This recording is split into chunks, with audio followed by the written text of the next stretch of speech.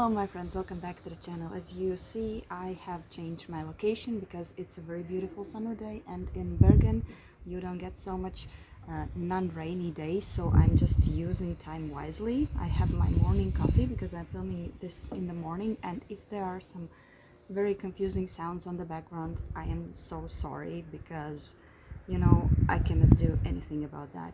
But speaking about that, you can find me on Patreon, and if you feel like the work that I'm doing on my channel can be supported by you, you can do that by going and following the link in the description box and sponsoring me on Patreon.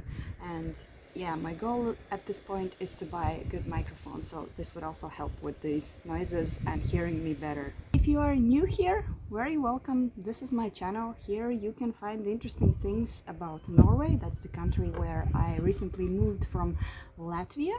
There are some sightseeings, there are some interesting facts, there are some fun things, and recently I've started also to tell about mysteries and true crimes from Norway or related to Norway, but I think in future I will develop that a little bit further, and these will be stories not only about Norway, because Norway is a very safe place and there's not so much to talk about. But yeah, let's stop talking, let's dive into the story of BELLE GUNNESS.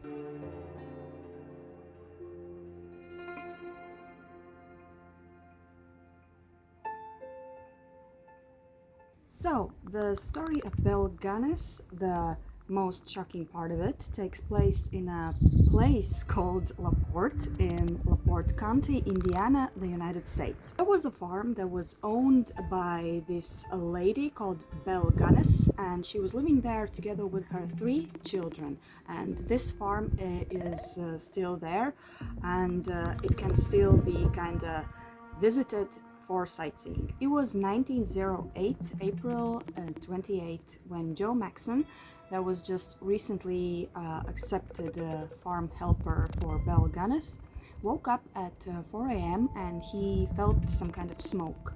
And then he looked outside the window and he saw that the main building where his master, BELLE GUNNESS, and her 3 children were living was in a huge fire. He rushes out to make sure he can help them and save them, but he cannot see anybody, he cannot save anybody, so he runs to the closest neighbors. And so there were 4 people together with Maxon there in this spot where the fire is taking place, and they were trying to do something, but they just simply couldn't because the flames were so high. And after an hour, the firemen came to the place, and the house was just simply burned down, and together with 3 children and together with BELLE GUNNESS. The most gruesome thing is that the bodies of these children and supposedly Belle, I will get to that a little bit later, were found together. They were like bonding very close. Most probably the lady was comforting her children, so they all were burnt, but the body of the lady was very weird because she didn't have head. What is so special about this story, you might ask, because fire is nothing special except the fact that the lady didn't have head. Yeah, but hold on, this story is like very crazy. It will blow your mind just like it did with my mind. And yeah, this fire opened the case of the most gruesome murders in LaPorte. It involves greed for money. It involves very cold-blooded killings, and more than 14 dead bodies were actually found in that farm. And the mastermind behind all of this was this lady who owned the farm, BELLE GUNNESS.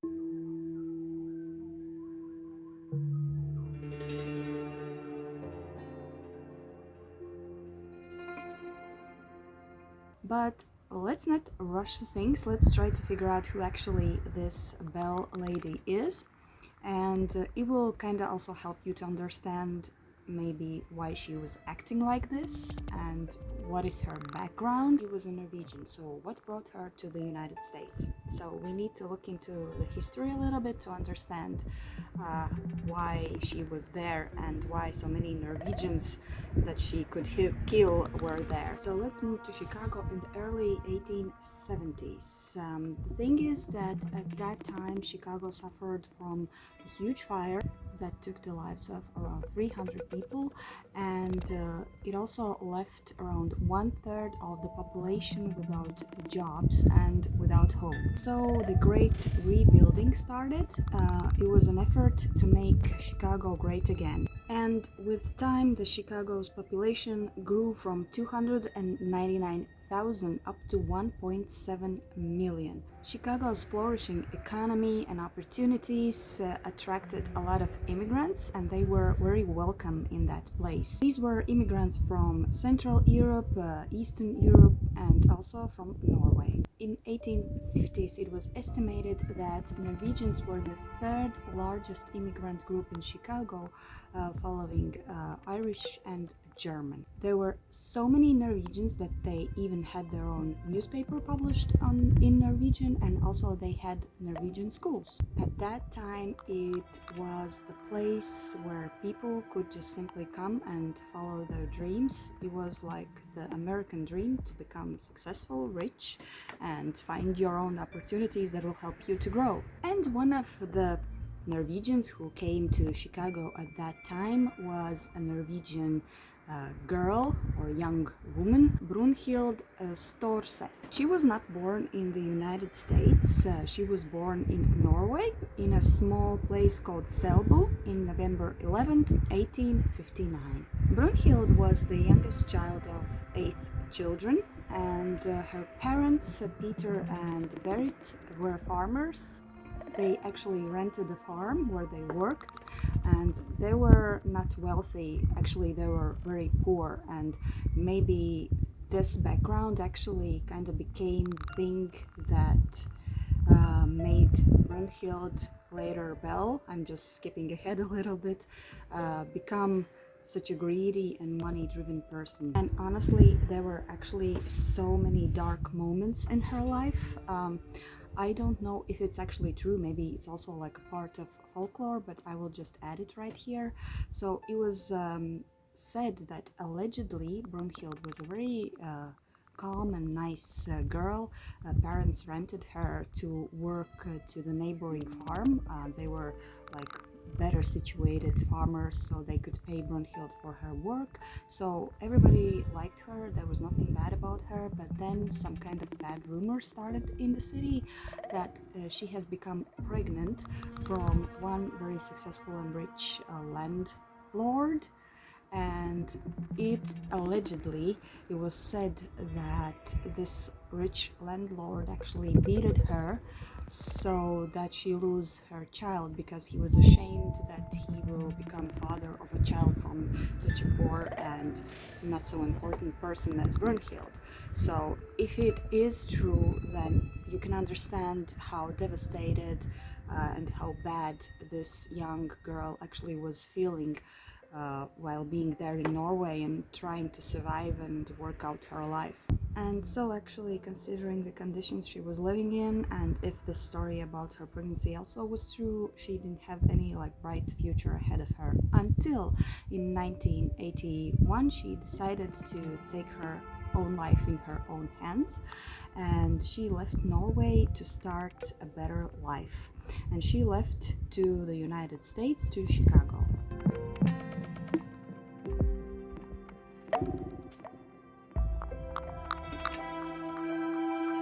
So if you remember, I told you that she comes from a very poor background, so you most probably are asking the question, where did she get the money to travel to the United States? The thing is that Brunhild had a sister, Nellie, who had moved to the United States several years prior, and she was married, she had children, so she had already started her new and more situated life there. So she paid for all the travel expenses for Brunhild. So for the immigrants, when they were coming to the United States, it was common sometimes to change their names in order for locals to pronounce it more easier, and this is where allegedly Brunhild became Belle. So from that moment she was Belle Pedersen, and I will call her Belle starting from this moment in this video. So she actually started to work as a servant, nothing very specific and nothing very fancy, quite tiresome and physical work, but it was much more better than in the farm back in Norway. And then her first real love came. She met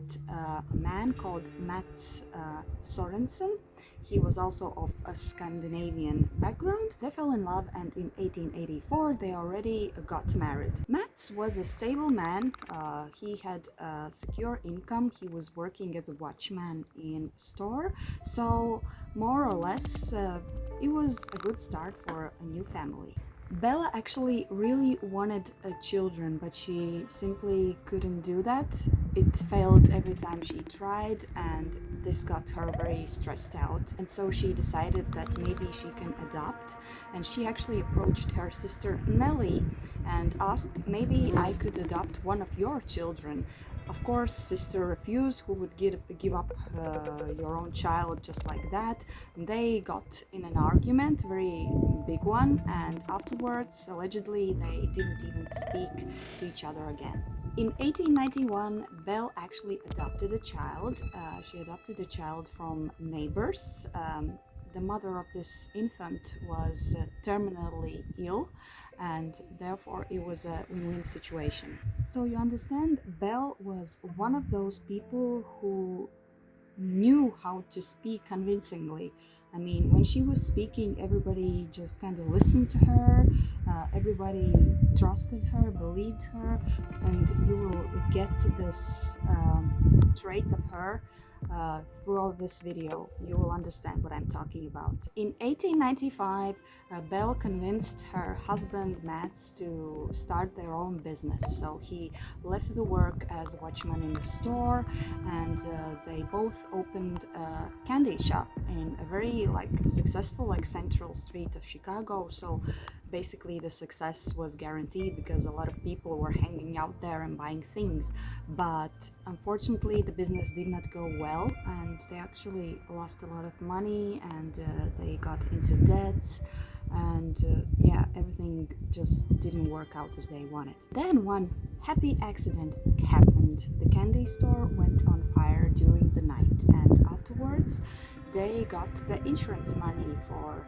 this fire. The insurance company representatives came to the place to investigate in order to make sure that it's not like a staged fire, and Belle told the insurance representatives that this most probably happened from a lamp exploding. The insurance representatives actually did not find any signs of a lamp exploding around, but still they kind of believed Belle, and so they gave them the insurance money.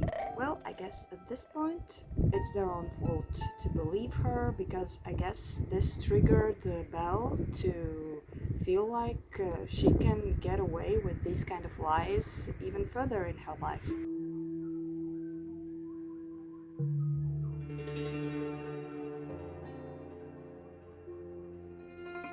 With the money in their pocket, they decided to leave Chicago for a peaceful suburb. They bought a small farm there. By 1898, it's said that they had even more kids in their family. I'm not sure if actually Belle gave birth or did they adopted more children, but that's not very relevant to this case. The fact is that they got more children in their family. The money actually wasn't coming again, so they were in trouble. Mads got into some kind of scam, and he lost all of their savings, and he had to go back to work for the store as a watchman. When some trouble starts, something happens, and can you guess it? Their house burned down.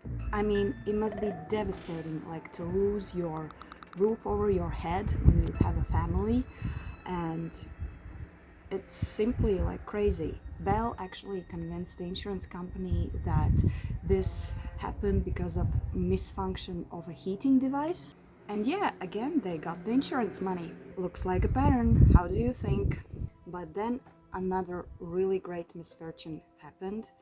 And I mean, this is also very devastating. Her husband, Mats, died. So when the doctor came to her house, or whatever she was living at that moment, I don't know, she said that Mats came home that evening from work and he said that he's not feeling well, he has some headache, and he went straight to bed to rest.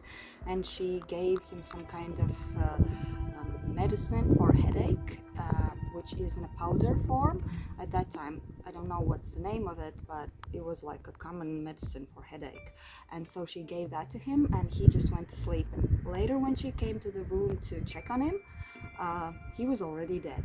So the doctor asked Belle to show the paper of the medicine that she was giving to him, but she just said, I threw it out. I don't know where it is. So now Belle was alone with 2 children. And oh, did I mention that Mads actually died in a very, very convenient moment? So Mads had his health insurance in one company that was about to expire. And when it was about to expire, it automatically went to another company. And on that day when Mads died, that was the day when the insurance from one company was supposed to go to another company. So basically, he died on that day, and Belle could claim insurance in both companies. In total, she got $5,000 after Mats's death, and I truly feel it is so strange. How do you think? She took all the money, and with all of this money in her pocket, she went on to buy a new house that was more suitable for her new status, because now she was quite a wealthy woman. And this is when she actually moves to Laporte and buys a pig farm there.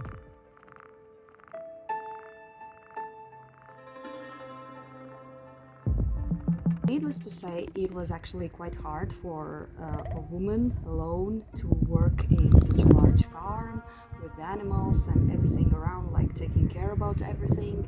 And yeah, I didn't mention that actually Belle was one of those ladies who at that time wasn't considered quite cute and attractive. She was like manly built, very strong, and neighbors were like rumoring that she most probably will stay there alone working in this farm, because no man would actually come and marry her, and she will not have like a family life looking like that and working like that. Belle is often seen carrying 50-kilo pigs under her arms. She slaughters them herself with the knife she's always hanging in a belt around her waist. She walks around the farm in big men's coats, wearing long men's boots and black skirts. On the black leather belt that is always around the coat hangs a thick wallet and a knife, so nobody believed she will ever marry. But she did. In 1902, she married another Scandinavian descent man called Peter Gunnes. Peter Gunnes actually was originally from Norway, Oslo. This Peter Gunnes was married once. He had 2 children, but his wife died while giving birth to the second child, so he was now widowed with 2 children. So both of these children were daughters, and after a while, this Peter Guinness married Belle, and he moved to live in her farm together with his children. And as the scenario always goes with Belle, some strange things started to happen since that moment. Firstly, one of the Peter's daughters actually died during the watch of Belle. I didn't find actually what was the reason, but it was again rumored that she might have poisoned her. And the second mishappening, how do you think? The husband died. He died 8 months after their marriage. So the story is that follows. One day, one of the Peter's daughters that survived Belle, if I can say it like that, ran breathlessly to the neighboring house, knocked on the door and said, hurry up, please come. Something bad had happened. And so this neighbor came to the Gunnes home, and he finds Belle hovering over the husband, crying and saying that, oh my god, he's dying. please find some help. And when the doctor came, Peter was already dead. But as always, Belle had an explanation for the accident. She said that Peter went to the kitchen and he tried to reach for something on the highest shelf, and when he did that, somehow the sausage grinder fell on his head and kind of cracked his skull. Needless to say that the coroner was very suspicious about this Belle story and the situation, and also neighbors started to rumor. As a result, Belle got $3,000 from the insurance from Peter's death. Did she do it again?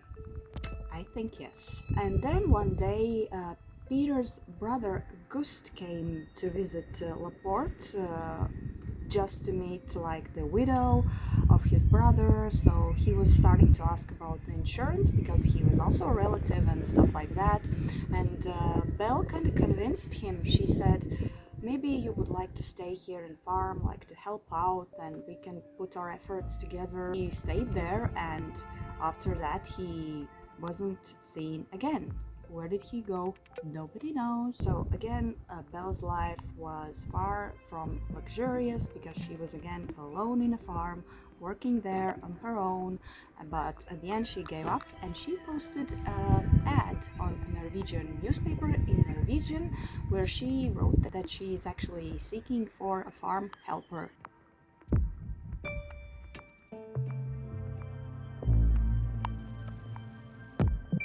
Olaf Limbo was one of the men who responded to this ad, and soon after the first correspondence with Belle, he was already there in the farm, bringing his all savings, which was around $600, and ready to work for her to invest in the farm. He was so excited about working there. He wrote to his relatives in Norway saying that Belle is a nice lady and most probably they will get married very soon. But Olaf wasn't a very good person. He was drinking a lot, walking around I don't think that he was a very dedicated husband. Soon neighbors noticed that Olaf wasn't seen around for a while.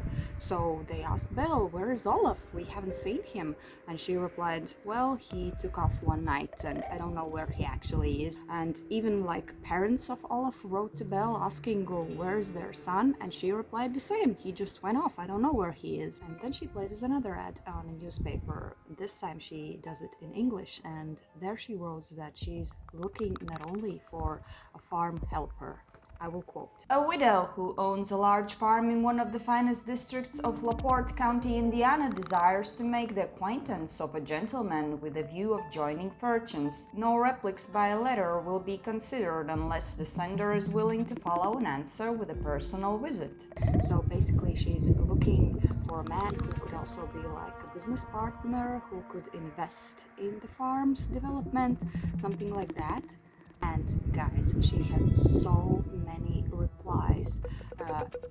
Allegedly, the post box was full all the time. There were hundreds of letters coming, and men actually wanted to come there, invest, and live there with Belle. The one that really got through the casting, if I can say like that, was a 48-year-old Andrew Helgelian.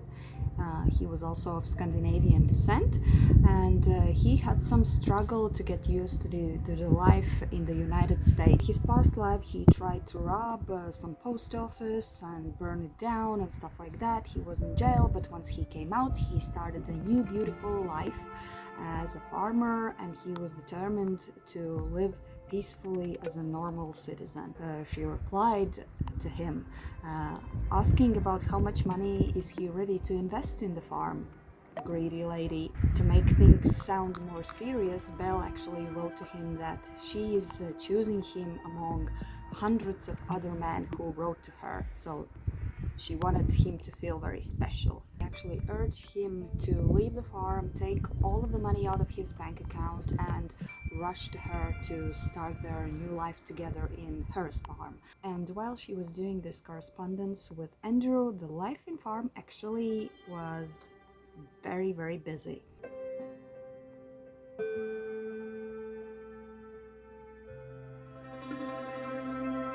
In the letters, she gives the impression that she is a small and very feminine woman who needs help on the farm, that she runs all by herself. She wrote, I quote, "There are so many bandits on the roads.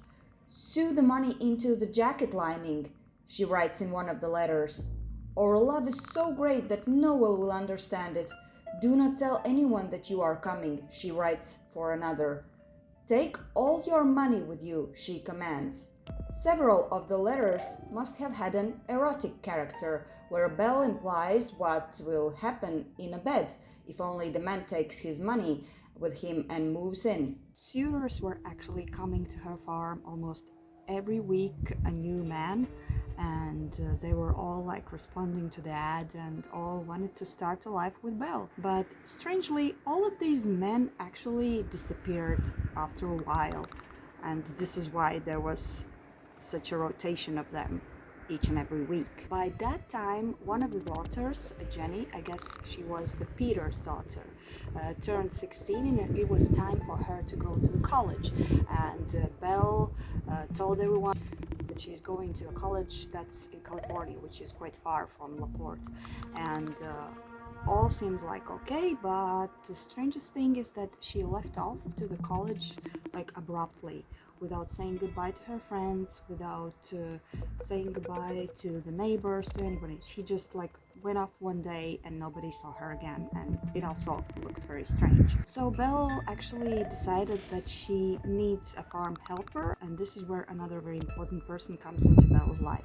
So yeah, let's talk about him. His name was Ray Lampere. He was coming from high society because of his parents, because his parents were coming from a very good background, smart, very educated and good people, but he was a scoundrel. He basically drank off all the money, he was buying prostitutes, drinking, and so he became just like a very low-ranked person, if I can say like that. Pardon me for saying that.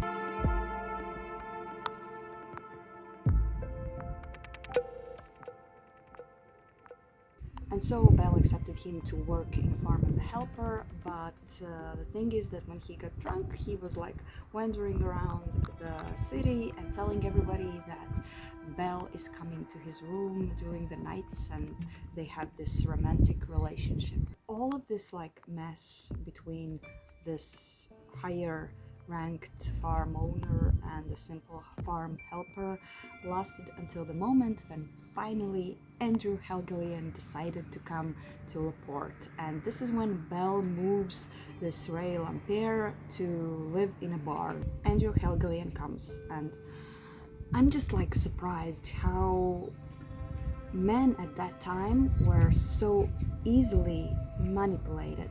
I mean, there were so many red flags in the letters of Belle to Andrew, but he still came. And another strange thing in these letters was that Belle asked Helgelien not to tell anybody about their relationship and that he's coming to her and that they are going to start their life together. She said that it is going to be a great surprise for everyone.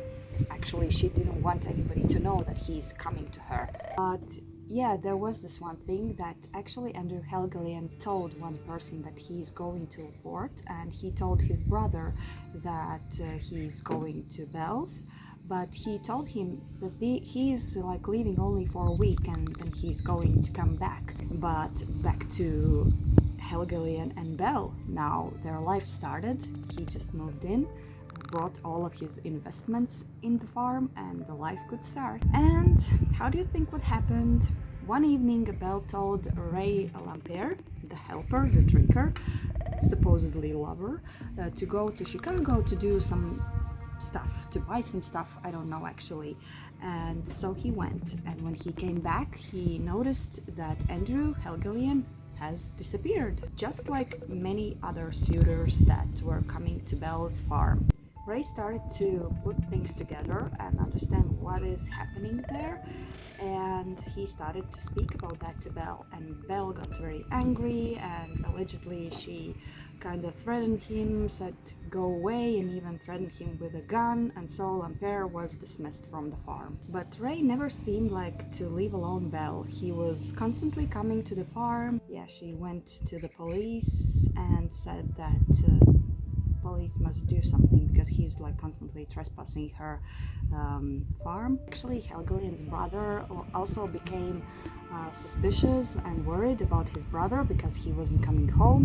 Andrew's brother went to his brother's house and snooped around to find some clues about where he is. There he found nearly 80 love letters from BELLE GUNNESS written over a period of 19 months.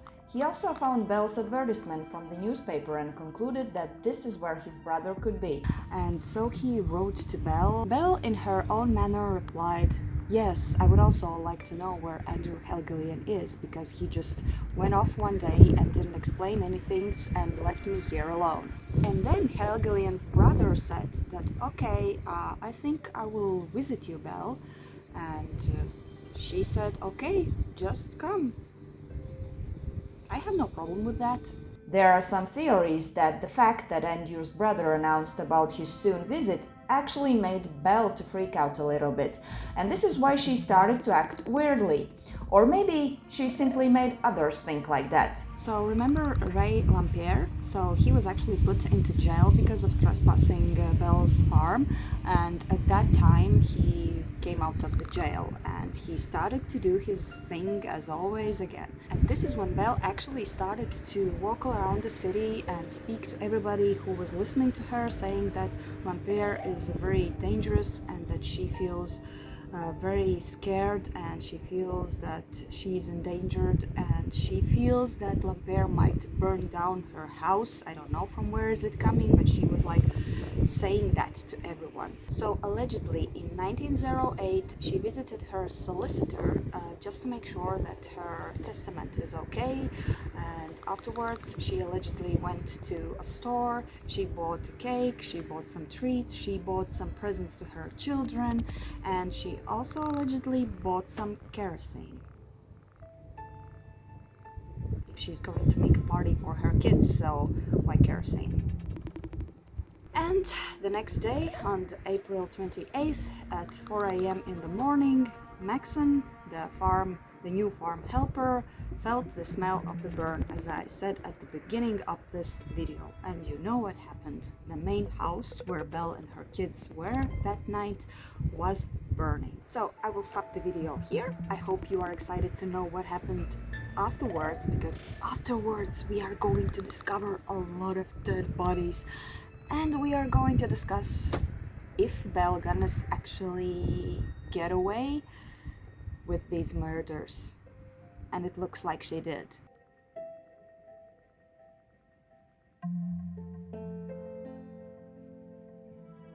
In the next episode, we will see what hides in the ground of Laporte farm, where the men disappeared. We will try to understand if Belle escaped or died in the fire. Also, we will look at one lady that allegedly was Belle who escaped to Los Angeles. So, stay tuned. So, I hope you are subscribed to my channel. I hope you have already pressed the like button, and see you in my next video, where I'm going to continue to cover this mysterious story of BELLE GUNNESS.